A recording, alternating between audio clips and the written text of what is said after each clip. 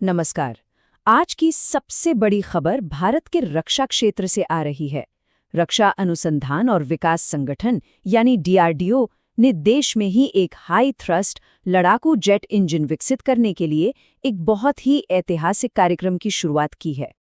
DRDO की एक अहम प्रयोगशाला गैस टरबाइन रिसर्च एस्टैब्लिशमेंट, जिसे जीटीआरई भी कहते हैं, उसने एक एक्सप्रेशन ऑफ इंटरेस्ट जारी किया है। इसके जरिए भारतीय निजी उद्योग को इस बेहद महत्वपूर्ण राष्ट्रीय परियोजना में भागीदार बनने के लिए औपचारिक तौर पर आमंत्रित किया गया है। तो ये कदम अपने आप में बेहद खास है। ये रणनीति में एक बहुत बड़े बदलाव का संकेत देता है, जिसमें स्वदेशी रक्षा तकनीक के विकास में तेजी लाने के लिए पहली बार पब्लिक प्राइवेट पार्टनरशिप मॉडल को इतने बड़े पैमाने पर अपनाया जा रहा है। खास बात यह है कि ये निमंत्रण सिर्फ और सिर्फ भारतीय कंपनियों के लिए है, जो एक आत्मनिर्भर डिफेंस इकोसिस्टम बनाने के साफ इरादे को दिखाता है। ये मॉडल सिर्फ निर्माण का नहीं, बल्कि विकास से लेकर उत्पादन तक एक पूरी साझेदारी का है। चलिए अब जरा और गहराई में चलते हैं और समझते हैं कि ये 110 किलो न्यूटन का इंजन आखिर है क्या और इसकी तकनीकी ज़रूरतें क्या हैं।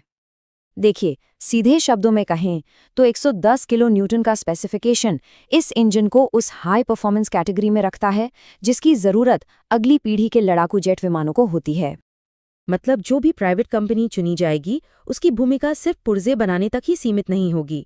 वो डिज़ाइन सपोर्ट से लेकर फाइनल डिलीवरी तक पूरे सफ़र में एक अहम भागीदार होगी। यहाँ एक बहुत ही अहम बात समझने वाली है।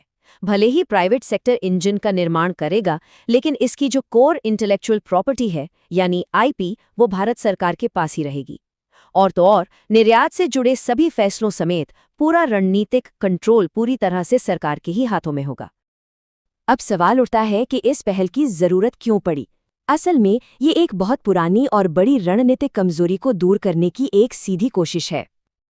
देखिए, इतने अहम घटक के लिए विदेशी सप्लायर्स पर हमारी निर्भरता ने भारत की रक्षा तैयारियों और उसकी स्वायत्तता के लिए कई गंभीर चुनौतियां खड़ी की हैं।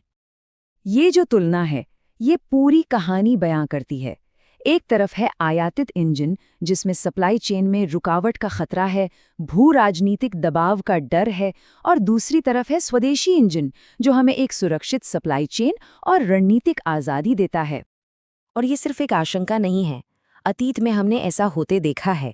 कई रिपोर्ट्स में ये सामने आया कि अमेरिका में बने F404 इंजन की टेक्नोलॉजी ट्रांसफर में काफ़ी देरी हुई और अतिरिक्त भुगतान की भी मांग की गई। इन अनुभवों ने ये साफ कर दिया कि इस क्षमता को देश में ही विकसित करना कितना ज़रूरी है। तो अब देखते हैं कि इस आत्मनिर्भरता की राह पर हम कहाँ से शुरू कर रहे हैं। अच्छी बात यह है कि ये कोई नई शुरुआत नहीं है। इसकी नींव दशकों की रिसर्च पर टिकी हुई है। इसका तकनीकी सफ़र बिल्कुल साफ है। ये सब कावेरी इंजन से शुरू हुआ, जिसने पहले 52 किलो न्यूटन का थ्रस्ट हासिल किया।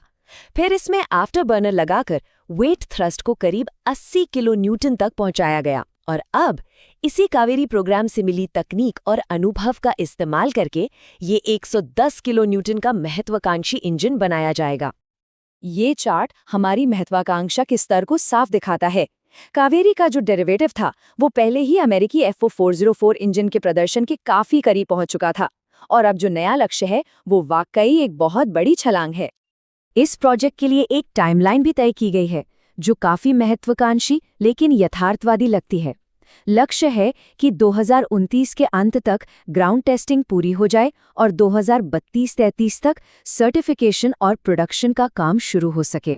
तो आखिर में सवाल ये है कि अगर ये इंजन सफलतापूर्वक बन जाता है, तो भारत के सामरिक भविष्य और हमारी वायुसेना की ताकत के लिए इसके क्या मायने होंगे?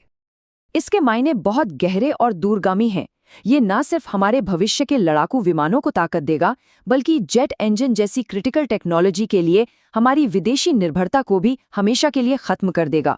इससे भारत एक बड़ी रक्षा निर्माण शक्ति के तौर पर उभरेगा और पूरे घरेलू एरोस्पेस उद्योग को मजबूती मिलेगी।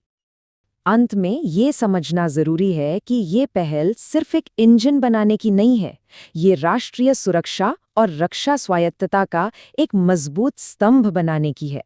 एक ऐसा स्तंभ जो आने वाले कई दशकों तक भारत की रणनीतिक स्वतंत्रता को सुनिश्चित करेगा।